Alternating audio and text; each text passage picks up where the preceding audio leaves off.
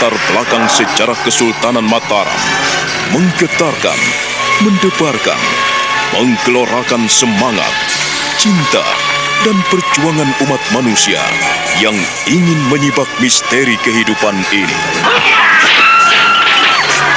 Cerita ini ditulis dan diolah oleh Bu Nergis Muriono, pengarah cerita dan naskah Agung Bahrodi, ilustrasi musik Haris Sabar, teknik dan montase Jenny Mumu, dengan sutradara Ferry Fadli. Kali ini mengetengahkan episode kelima dengan judul Sang Mempelai.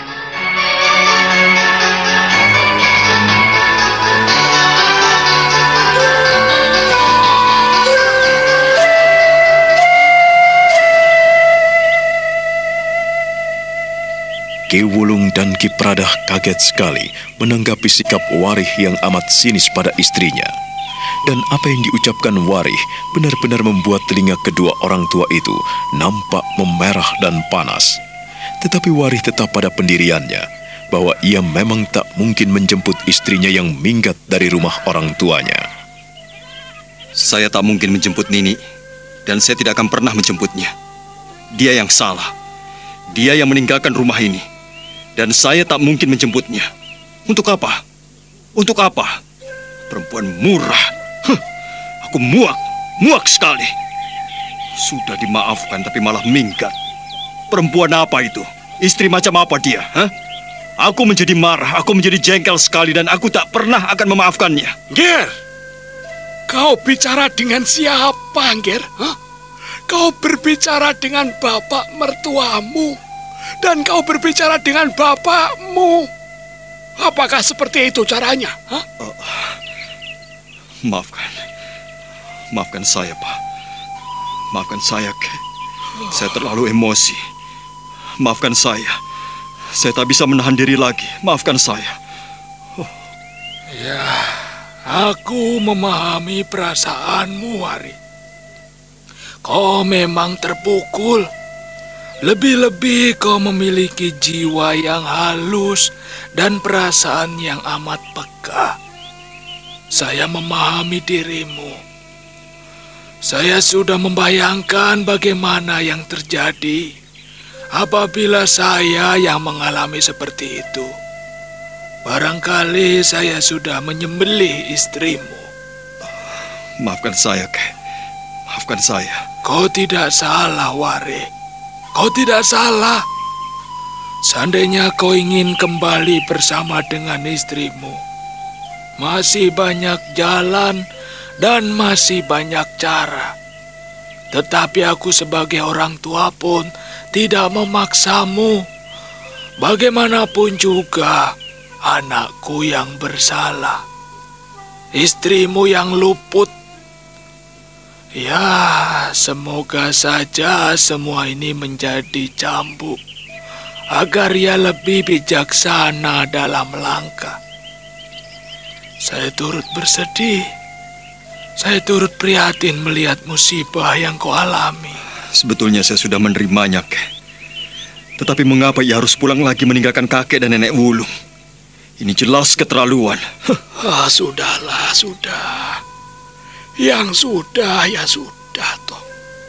Janganlah kau membuat masa lampau sebagai beban.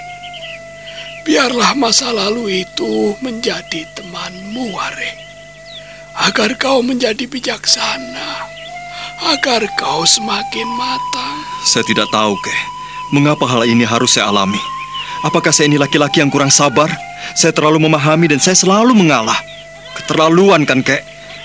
Kalau aku jadi kau, aku sudah bunuh itu lelaki yang membuat malu kita. Jangan. Kita tidak boleh menyelesaikan satu persoalan hingga menimbulkan masalah baru. Itu tidak bijaksana. Orang bijak adalah bagaimana menyelesaikan satu persoalan tanpa menimbulkan permasalahan yang baru. Nah, itu baru bijaksana.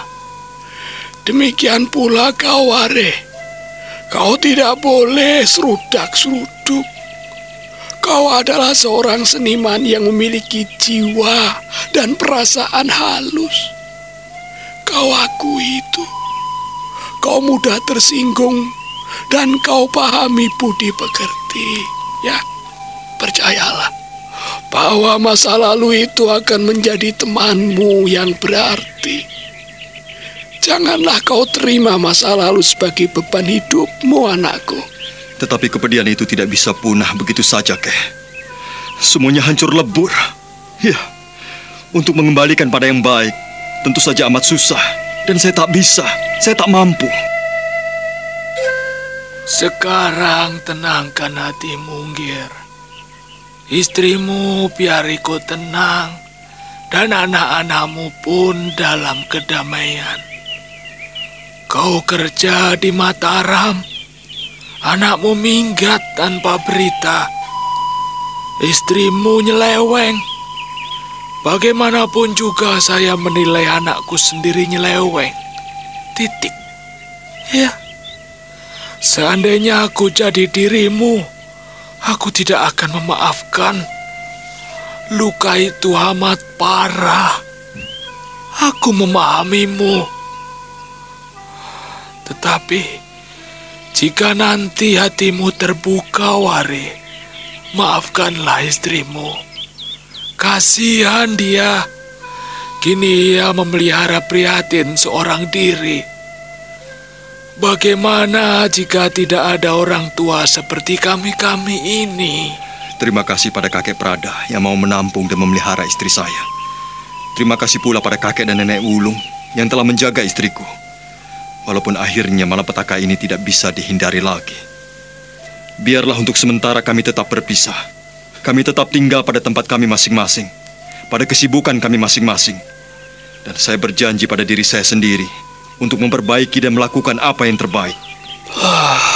Dan ku minta kau belajar untuk memiliki jiwa pemaaf, Wari. Untuk masalah yang satu ini sulit untuk dimaafkan, Keh. Ya, memang saya perlu sekali belajar untuk memaafkan diri sendiri. Tetapi untuk persoalan yang satu ini, saya tak akan pernah memaafkan sampai saya mati. Ya sudah, kalau begitu. Lakukanlah yang terbaik untukmu, Ngir anakku, Wari. Kau adalah seniman besar di Mataram. Kau telah menciptakan keindahan-keindahan yang diperlukan oleh Kanjeng Sinuwun. Iya, di sanalah tempatmu. Karena di sanalah kau bisa membangun segala sesuatu yang berarti.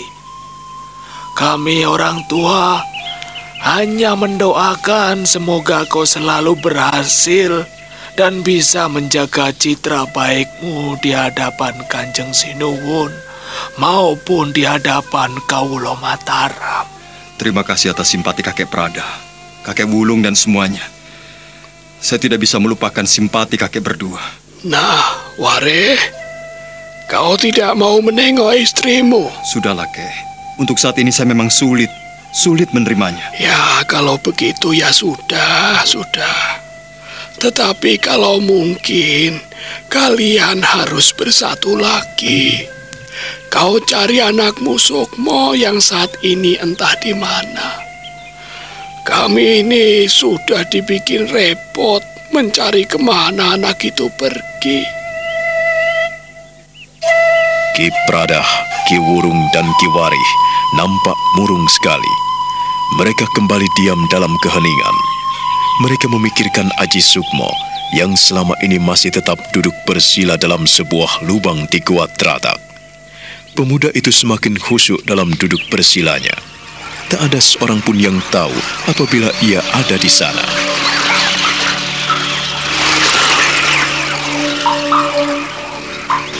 Benarkah apa yang kulihat? Oh, aku melihat istana yang gemerlapan di selatan. Istana hijau. Semuanya penuh dengan permata hijau, emas hijau. Oh, segalanya serba hijau.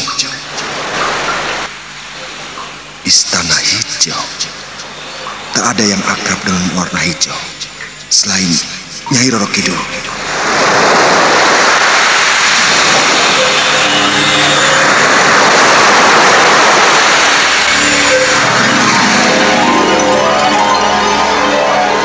Pemuda tampan dan gagah, telah kupersiapkan tempat yang indah untukmu. Jika tiba saatnya nanti, janganlah lupa datang kepadaku. Aku telah menantimu, wahai pemuda tampan dan gagah.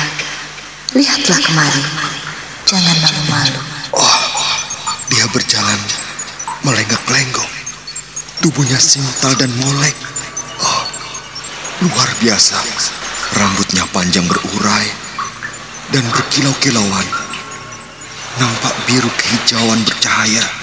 Bibirnya, matanya, dagunya, lehernya. Oh, tidak ada perempuan sempurna itu yang pernah kulihat. Bibirnya merekah menantangku. Oh.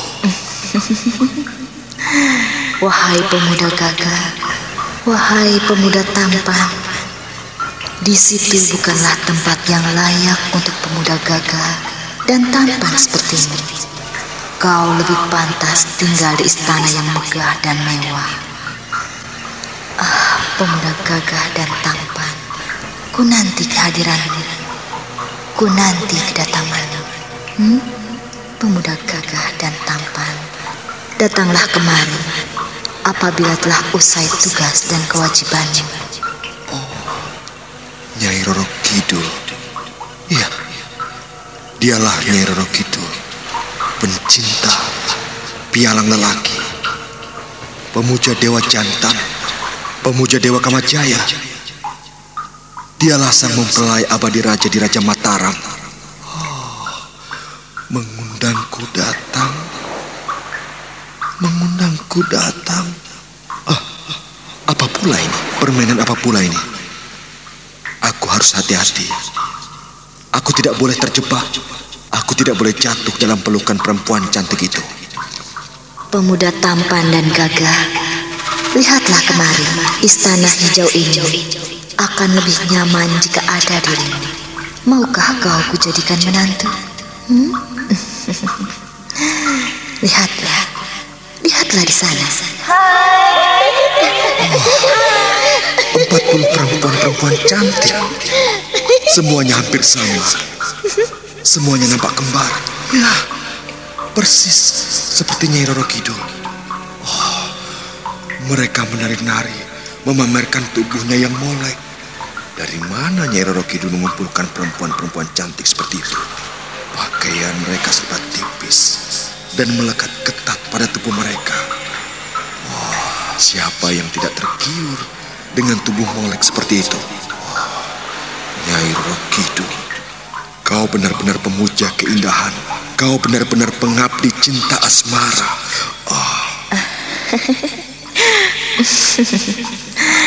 Anak muda yang tampan dan gagah, telah kusediakan tempat yang indah untukmu. Telah kusediakan peraduan mewah untukmu. Di sini, kau tidak akan pernah sengsara. Di sini, kau tidak akan pernah kekurangan apapun. Kau harus datang kemari.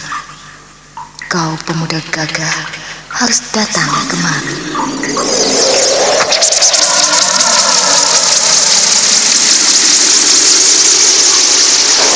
Sekonyong-konyong, Prana Kundalini Aji Sukmo melesat menuju ke tempat istana hijau. Istana hijau yang mewah dan indah gemerlap. Tiba-tiba Aji Sukmo telah berada di sisi Nyai Roro Kidul.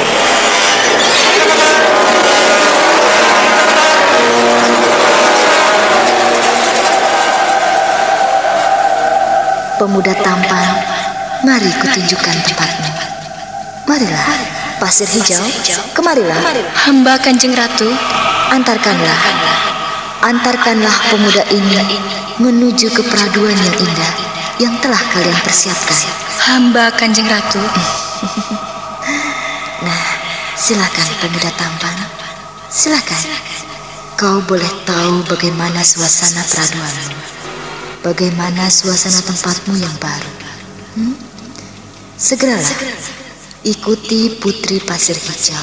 Dia akan menunjukkan jalan ke tempatmu untuk melihat-lihat suasana indah di Istana Hijau ini. Mari pemuda tampan, mari ikutlah aku.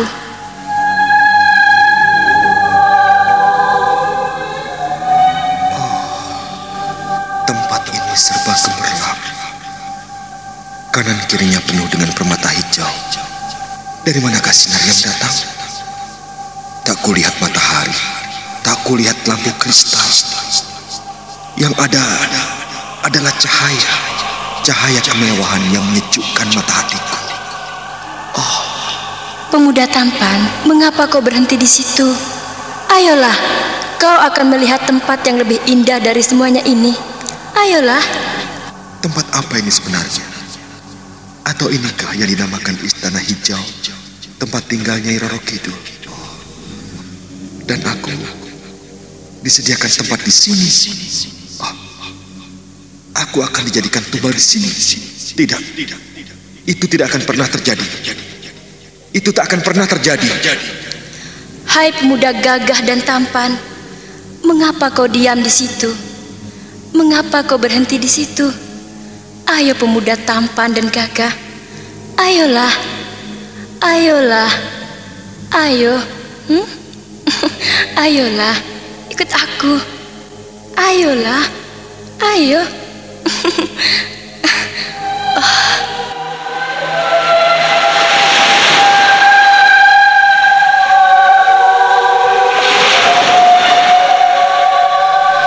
Baru pertama kali dalam hidupku aku melihat suasana seperti ini. Semua berhias dengan emas murni dan permata-permata hijau seperti ini. Apakah benar ini istana Nyi Roro Kidul? Pemuda tampan dan gagah, ayolah, ayo berjalan, ikuti aku. Kalau kau tetap di sini, kau tidak akan melihat peraduanmu yang indah. Ayolah, ikutilah aku. Kau mengajakku? Kalau kau tidak mau ikut aku bisa mendapat murka Kanjeng Ratu. Murka? Iya, aku mendapat perintah untuk menunjukkan tempat untukmu. Kalau kau tidak mau ikut aku, artinya kau mendatangkan murka untukku. Ayolah, ayo berjalanlah. Jangan berdiri bengong di sini. Aji Sukmo lalu mengikuti Putri Pasir Hijau. Mereka melangkah menyusuri lorong-lorong di Istana Hijau Ratu Laut Kidul. Putri Pasir Hijau terus berjalan di depan. Sekali-kali dia menarik lengan Sukmo. Sukmo menjadi bengong karena kanan kirinya semuanya indah sekali, mewah, dan sulit dibayangkan sebelumnya. Akhirnya dia sampai di sebuah lorong, di mana ruangan itu serba hijau dan gemerlap. Tak ada sinar lampu, tetapi di sana cahayanya nampak terang dan menyejukkan mata.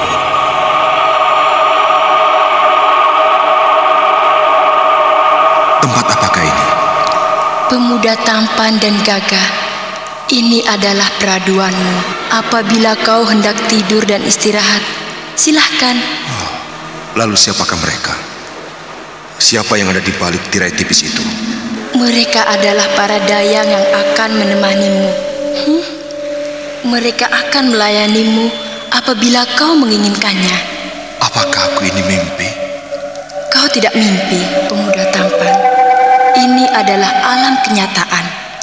Alam di mana kau bisa mendapatkan kebahagiaan.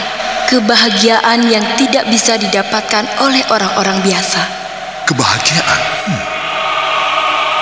Kau tahu apa itu kebahagiaan? Aku juga tidak tahu apa itu kebahagiaan.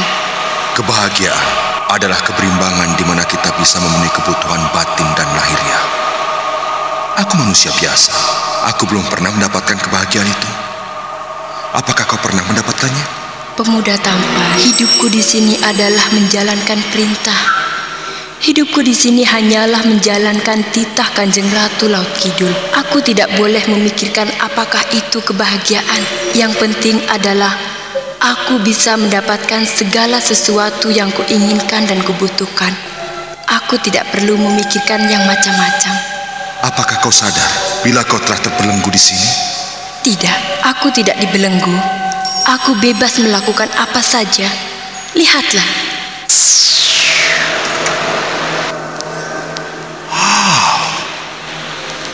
Siapakah mereka? Siapa mereka? Mereka tak lebih dari diriku ini. Pemuda tampan, mereka adalah para abdi dan hamba Kanjeng Ratu.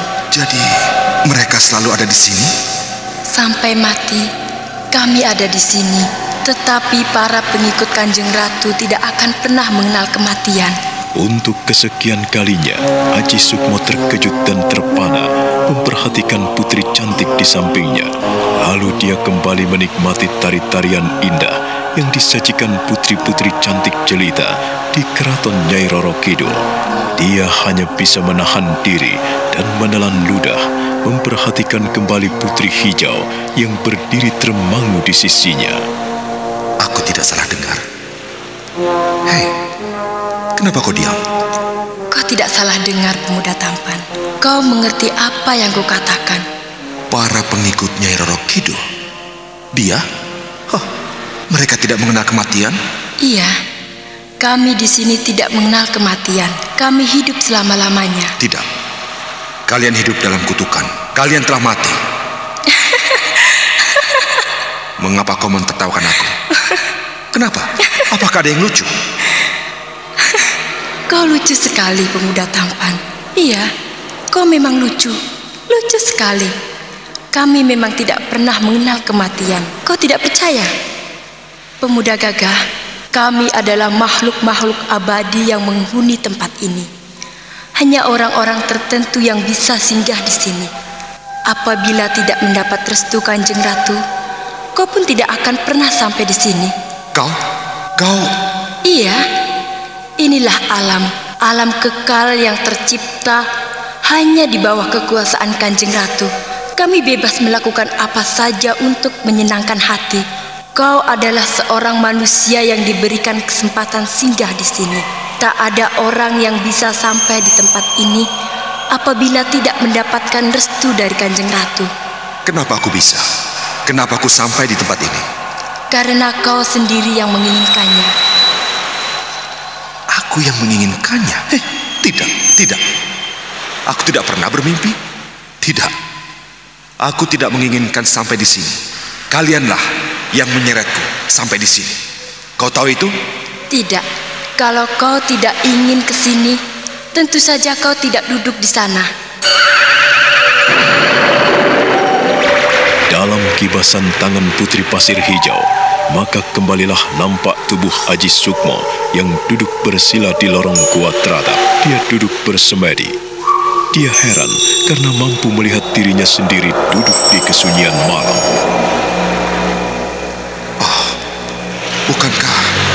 Bukankah di sana tubuhku? Kau tak perlu kaget, pemuda tampan. Inilah alam keabadian. Alam yang kau rindukan. Alam yang kau hayalkan dan kau impikan selama ini. Bukankah begitu? Tidak. Aku duduk bersila karena ingin memanggil Nyai Sampur Jala Sutra. Aku tidak menginginkan apa-apa. Aku ingin mendapatkan jodoh Kiai Pedang Kamkam. Aku tidak pernah menginginkan datang ke sini. Ketahuilah itu dan ingat-ingat itu. Kalianlah yang menyeretku sampai ke tempat ini. Kau jangan berkeras kepala. Ayolah, silahkan istirahat. Kalau kau ingin kutemani, aku akan menemanimu sebelum Kanjeng Ratu datang ke sini. Aku tidak akan pernah tinggal di sini. Aku harus menjalankan tugas dan perintahku. Aku masih memiliki kewajiban yang banyak di Marcapada. Aku tidak bisa hidup bersama kalian. Hei, kau pemuda tampan dan gagah. Sekeras itukah hatimu? Kau di sini mendapatkan keenakan, kemewahan dan segala sesuatu yang kau impikan. Kau tidak perlu bersusah payah dan duduk bersila seperti itu. Hah? Kau akan menjadi orang gila, pemuda tampan. Sayangkan, kau di sini hanya bisa tidur dan menikmati hidangan yang lezat tanpa mengeluarkan keringat. Ayolah, kau tak perlu pusing-pusing. Ku antarkan kau ke kamar mandimu. Ayolah. Tidak. Aku tidak akan menyentuh apapun yang ada di sini. Kau akan menyia-nyiakan kesempatan yang indah ini. Kalau Kanjeng Ratu tahu, kau akan mati. Mati dan hidup hanya ada di tangan Yang Maha Kuasa. Hei, Kau jangan main-main. Kau tidak boleh meremehkan Kanjeng Ratu. Apakah kau tahu getaran hebat ini dari mana datangnya? Kanjeng Ratu mendengarkan apa yang kau ucapkan, pemuda bodoh. Karena kau memaksaku. Kami tidak pernah memaksa siapapun juga. Kalau kau tidak menginginkan di sini, silahkan pergi. Kau mengusirku? Iya, atas perintah Kanjeng Ratu. Kau tidak akan mendapatkan hakmu di sini karena kau telah menolak kebaikan-kebaikan kami. Aku tidak pernah meminta. Aku tidak pernah mengharapkan kebaikan kalian dan aku akan pergi dari sini. Semudah itu kau bilang? Pemuda gagah, pemuda tampan, tapi bodoh. Kau tidak akan bisa pergi dari sini seenak hatimu. Kau harus melalui liku-liku dan lorong-lorong di Istana Hijau ini. Kau tidak akan pernah kembali tanpa mendapat restu Kanjeng Ratu. Kau tidak bisa mengancamku. Kau pikir aku akan takut dengan Kanjeng Ratu? Aku tidak takut pada siapapun, kecuali pada Yang Maha Kuasa. Untuk kesekian kalinya, ruangan itu dilanda guncangan hebat, bagaikan guncangan gempa. Putri Pasir Hijau terbelalak matanya karena melihat Aji Sukmo yang keras kepala dan tidak mau mengikuti petunjuk-petunjuknya. Dan kini ada di dekatnya seorang putri jelita yang bermahkotakan hijau. Pakaian putri itu amat mewah, tipis, melilit di tubuhnya yang molek. Putri Pasir Hijau pun sujud menyembah. Sementara Aji Sukmo mundur beberapa tindak. Apakah yang kau inginkan, pemuda tampan? Kau akan kembali ke sana, kembali pada tubuhmu yang tidak berguna itu. Pilihlah. Sekali lagi kuberikan pilihan kepadamu. Hidup kekal bersamaku, atau kembali ke sana di lorong hitam dan gelap, penuh dengan penderitaan, penuh dengan kesengsaraan panjang. Oh, benarkah kau yang disebut Ratu Laut Kidul? Kau tidak perlu bertanya. Kau telah tahu siapa diriku. Akulah penguasa Istana Hijau, penguasa dasar Laut Selatan yang menguasai seluruh Jawa Dwipa, bahkan menguasai seluruh kerajaan Maut. Kau tidak bisa pergi dari sini tanpa seizinku. Kau tidak bisa menghalang-halangi aku. Apabila memilih kesengsaraan yang ada di dunia sana, baiklah, pergilah. Tapi masih kuberikan kesempatan kepadamu. Pikirkanlah baik-baik. Itu adalah tempatmu. Itu adalah peraduanmu. Apabila kelak kau memilih, maka kau akan menempati peraduan yang indah itu. Semua ini kami sediakan untukmu. Kanjeng Ratu? Diamlah kau. Kau tidak tahu apa-apa. Pergilah, tinggalkan kami di sini hanya berdua. Tanpa membantah, Putri Pasir Hijau cantik jelita itu meninggalkan Nyai Roro Kidul dan Aji Sukmo berduaan. Nyai Roro Kidul mendekati pemuda gagah dan tampan itu. Tangannya menggapai dan seakan-akan menjamah wajah Aji Sukmo. Menjamah seluruh tubuh pemuda tampan itu, sekalipun tangannya tidak menyentuh. Namun Aji Sukmo merasakan getaran-getaran halus menyusup pada pori-pori perasanya. Apa yang diinginkan perempuan ini? Aku benar-benar tidak tahu apa yang diinginkannya. Pemuda tampan, masih banyak kesempatan yang kubuka untukmu. Kau adalah Wiji Pinili. Kau adalah pemuda pilihan yang pantas menghuni tempatku. Kalau kau sekarang belum mau, baiklah, kembalilah pada tubuhmu yang sengsara di sudut gua teratak sana. Kembalilah, suatu saat aku pasti akan menjemputmu. Kau Nyai Roro Kidul? Kembalilah, aku tidak memaksamu. Aku tidak akan pernah menghalang-halangi siapapun juga. Kembalilah dengan damai sejahtera. Di Istana Hijau tidak pernah ada paksaan. Pergilah dari sini, apabila itu yang kau inginkan.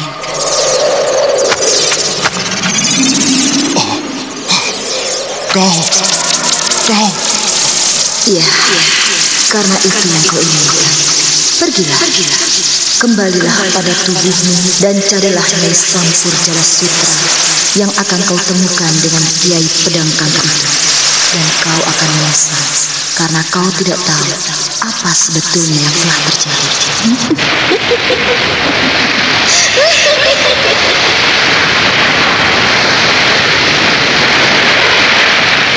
Pada saat itulah Haji Sukmo merasa tubuhnya bagaikan terbang melayang, melesat menjauhi istana hijau.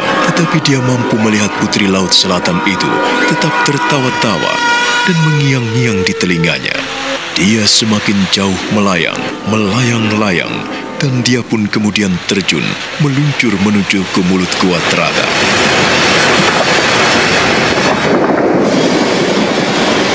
Iya Tuhan, apa yang terjadi? Apa yang terjadi semua ini?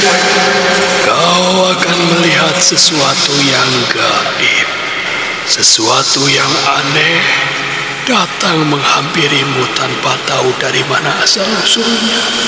Akan tetapi bila kau telah mencapai kasampurnan, maka kelak kau akan tahu yang aneh-aneh. Apa yang tidak mungkin dilihat oleh mata manusia akan dapat kau lihat dengan mata batinmu. Inilah alam kasampurnan. Untuk menuju ke sana, kau akan tahu keanehan-keanehan itu, Ger. Alam kasampurnan. Oh, Kek, apakah itu? Aku belum tahu. Kau tidak akan pernah tahu sebelum kau mengalaminya sendiri, Ger. Ya, kakek tidak bisa menjelaskan kepadamu. Tetapi carilah. Pasti kelak kau akan mendapat. Kemana aku harus mencari, Kek? Kemana aku harus mencari alam kasampurnan? Aku tidak tahu, Kek. Ger, cucuku. Kelak kau akan tahu. Karena kakek tidak bisa menjelaskan alam kasampurnan. Ya, kelak kau akan tahu sendiri, Ger. Alam kasukman, alam kasampurnan yang tidak bisa ditembus dengan wadak manusia. Apa itu wadak, Kek? Wadak adalah tubuhmu, jasadmu. Nah, orang yang mati akan meninggalkan wadaknya, tubuhnya, jasadnya, badannya. Nah, manusia hidup ini memiliki 2 badan, Ger. 2 badan, Kek? Iya, badan rohani dan badan jasmani. Kalau kita ditinggalkan badan jasmani kita, maka kita tidak bisa berbuat apa-apa. Demikian pula sebaliknya, apabila kita ditinggalkan badan rohani kita, maka kita tidak bisa melakukan apa-apa. Kita mati. Sebaliknya, kalau badan rohani dan badan jasmani menyatu dan bekerja sama, kita bisa hidup seperti ini. Kita bisa makan, bisa minum, bisa tidur, bisa bercakap-cakap, bisa berbicara seperti ini, kan? Jadi inilah yang disebut alam kasukman. Alam kasampurna yang hanya bisa dilihat oleh mata batin. Kek, apa yang kau ucapkan dulu, kini benar-benar aku lihat. Aku melihat keanehan-keanehan. Aku melihat barisan lampor dan binatang-binatang api.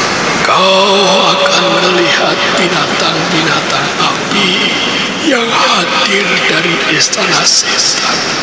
Kerajaan maut yang tidak pernah mengenal kematian. Mereka telah terkutuk dalam kematian baka. Ia menderita sepanjang hidupnya. Ia tidak akan pernah mengenal kematian. Demikian pula dengan anak buah mereka yang terkutuk. Tidak diterima di surga, ditolak di neraka. Ya, itulah dia. Dalam alam batin, dalam alam kasukman, kau akan melihat semua itu. Oke. Saat ini kupahami apa yang kau katakan saat itu, ketika aku masih kecil. Inilah titik Kasukman. Titik kehidupan itu, Kek. Aku telah melihat Nyai Roro Kidul, permaisuri abadi raja di Raja Mataram. Aku telah melihat pasukan-pasukannya yang terdiri dari putri-putri cantik yang menggiurkan setiap manusia yang melihatnya. Kalau aku kalah dalam menghadapi mereka, tentu saja aku tercampak dalam kehidupan fana. Janganlah sampai kau tergiur dalam kehidupan yang merangsang, yang mengumbar hawa nafsu. Kau hendaknya hidup bersih dan pertemukanlah sang mempelai itu. Pertemukan Kiai Pedang Kamkam dan Nyai Sampur Jalasutra, maka kau akan menyimak dunia yang belum pernah dilihat manusia. Seperti yang sering kau alami setiap engkau memanjat pohon besar. Makin tinggi kau naik ke puncak, makin tinggi kau naik ke atas, maka makin besar pula angin yang menerbang, makin kencang pula angin yang menghempaskan. Maka kau harus berpegangan dengan kuat kalau kau tidak ingin jatuh, Ger. Oh, Eyang, sekarang aku tahu apa yang kau katakan saat itu. Aji Sukmo semakin khusyuk dalam menjalankan laku prihatinnya. Melihat keanehan-keanehan alam Kasukman, kini dia menekuni laku prihatinnya yang memasuki malam ke-40.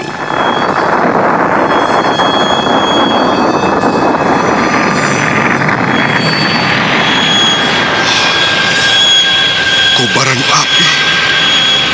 Kobaran api yang dahsyat sekali.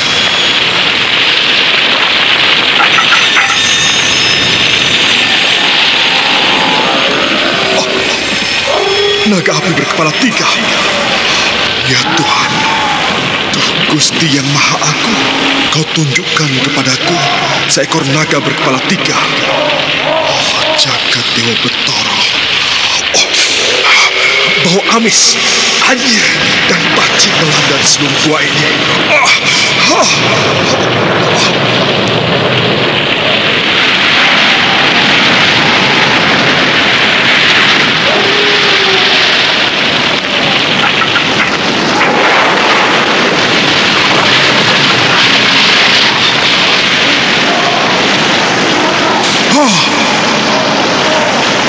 Aku harus menguasai tubuh, jiwa dan rohku.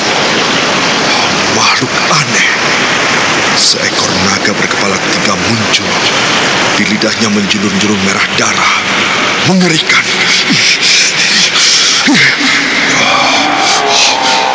Gusti yang Maha Agung, aku berserah kepadamu. Aku menghadapi makhluk aneh yang semakin mendekati aku. Oh, kepala 3. Makhluk berkepala 3 itu liar sekali. Menjilatiku. Dia menjilatiku dari kepala sampai telapak kakiku.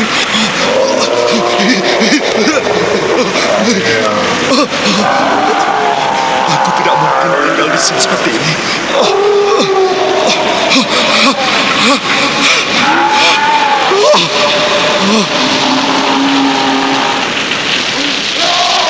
Aji Sukmo tidak berdaya ketika ular naga berkepala 3 itu melilitnya. Dia dibelit dan dilumatkan. Seluruh tulang belulangnya terasa remuk. Dia pun merasa mati, terbang ke alam lain. Aji Sukmo! Aji Sukmo! Aji Sukmo! Aji Sukmo!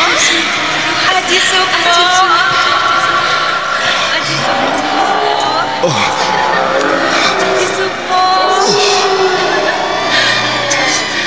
Aji Sukmo!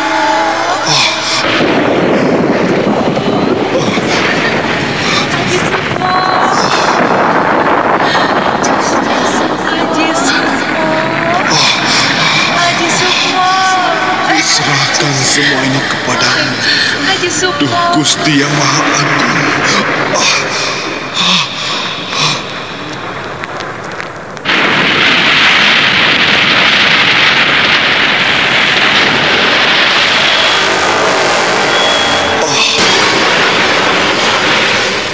Gempa bumi di Gua Teratak makin hebat dan dahsyat sekali. Sampai-sampai Nyai Sorok yang tertidur pun terlontar dari gubuknya. Dia terlontar dan melompat hingga sampai di Gua Teratak. Dia kebingungan.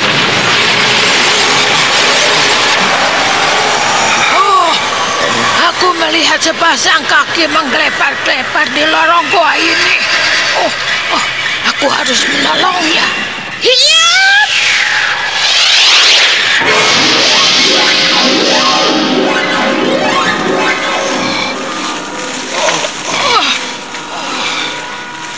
Apa yang kau lakukan di sini, ha? Apa yang kau lakukan di sini, bocah Eden?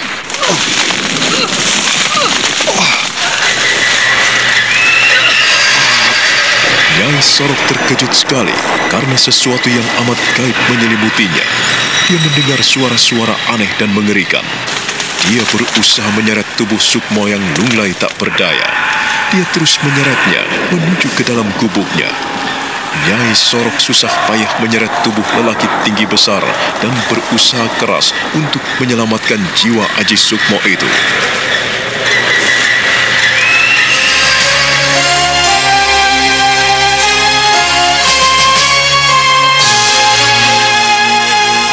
Nah, bagaimana nasib Aji Sukmo?